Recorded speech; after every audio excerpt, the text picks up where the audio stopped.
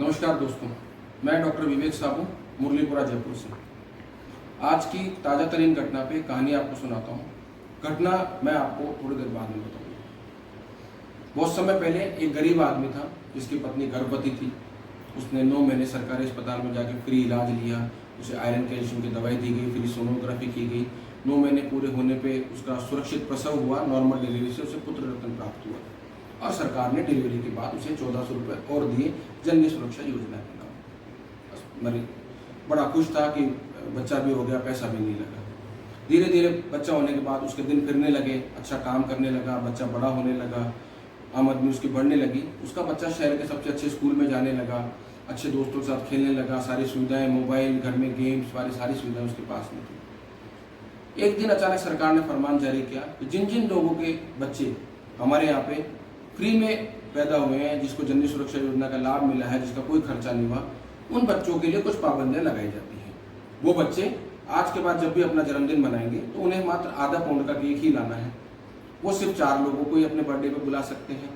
500 रुपये से ऊपर की शर्ट वो खरीद नहीं सकते। 300 रुपये से ऊपर का जूता उनको काम में नहीं लेना है और एक फिक्स हेयर कट उन्हें कराना है। इस तरह के कुछ फरमान जारी किए। एक नियम, एक नॉर्मल स्कूल में अपने बच्चे को पढ़ाना है, वो अच्छे हाईफाई स्कूल में या शहर के नामी स्कूल में अपने बच्चे को नहीं पढ़ा सकते। यह सुन के उस बच्चे के माँ बाप ने सरकार से गुहार लगाई कि साहब ऐसा मेरे साथ में क्यों किया जा रहा है। तो सरकार ने कहा हमने तुम्हारे बच्चे को फ्री में तुम्हें जन्म करवा के दिया है तो हमारे उस पर अधिकार बनता है और हम बच्चे के अधिकार के तहत हम उस पर नियम लागू कर सकते हैं। और मजबूरी के हिसाब से शायद उसने मान भी लिया होगा, परंतु मैं आप लोगों से पूछना चाह रहा हूँ कि क्या ये नियम जायज़ था कि सरकार ने एक बार एक सुविधा उसको फ्री दे दी और उसके बाद में उस बच्चे की सारी सुविधाएं उससे ले ली।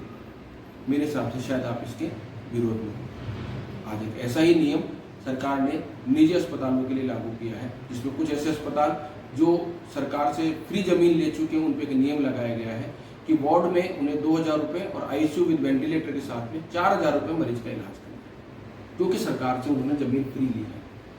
जमीन फ्री लेने के बाद में अस्पताल को बनाने में, अस्पताल को विकसित करने में, अस्पताल के डॉक्टरों और स्टाफ की तनख्वाह, अस्पताल में लगने वाले फायर, बायोमेडिकल वेस्ट, पीसीपीएनडीटी और तरह तरह के सरकारी नियम, व्यावसायिक बिजली जो उस व्यक्ति ने भरी है, उसमें सरकार ने उसे कभी भी किसी तरह की रियायत नहीं दी और बाकी लोगों की तुलना में उसने अधिक पैसा ही खर्च किया है। मजा तब होता जब सरकार ये बोलती कि एक मरीज पे अगर प्राइवेट अस्पताल का खर्चा 10,000 रुपये है तो वो मरीज से मात्र 4 लेगा, 6 सरकार उसे भरेगी। या सरकार कहती कि नहीं, तुम इलाज 4000 में करो, हम तुम्हारे स्टाफ के सारे डॉक्टर्स की तनख्वाह हम उठाते हैं। या सरकार कहती कि इस साल जो तुम कमाओगे हम तुमसे उस पर 30% इनकम टैक्स नहीं लेंगे। सरकार ने ऐसा कुछ भी नहीं किया। सरकार ने सिर्फ अपना दावा ठोक दिया कि आपको ऐसा करना है, पर क्या ये वास्तव में प्रैक्टिकल है?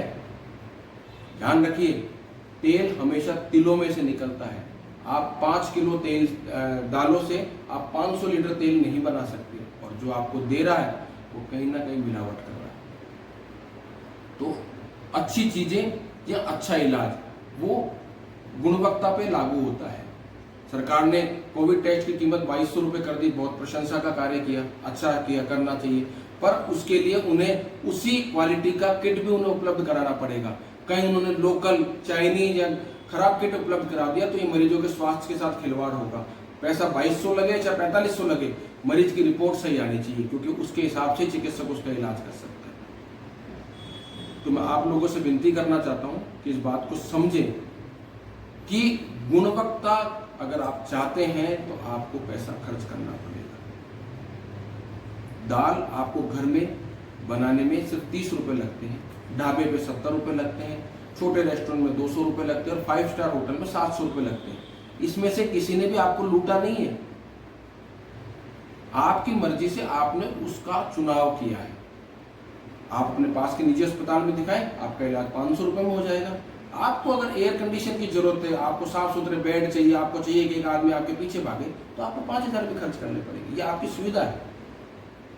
एज ए मरीज आपको अपनी सुविधा लेने का अधिकार है, पर उस सुविधा का भुगतान करने का भी आपको मन होना चाहिए।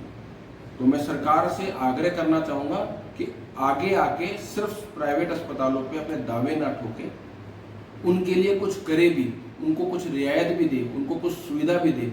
आपने प्राइवेट हॉस्पिटल्स में डॉक्टर्स को 50 लाख का कोविड बीमा तक नहीं दिया जो आपने सरकारी अस्पताल को दे रखा है।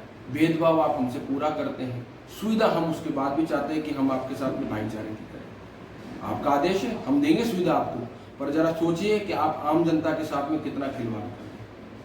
सोचने का समय है, चिकित्सक के लिए भी, अस्पताल वालों के लिए भी और आम जनता के लिए भी, कि उन्हें किस में क्या चाहिए। सोचिएगा और जरूर इस चीज का रिप्लाई मुझे नीचे दीजिएगा कि आप क्या सोचते हैं। धन्यवाद।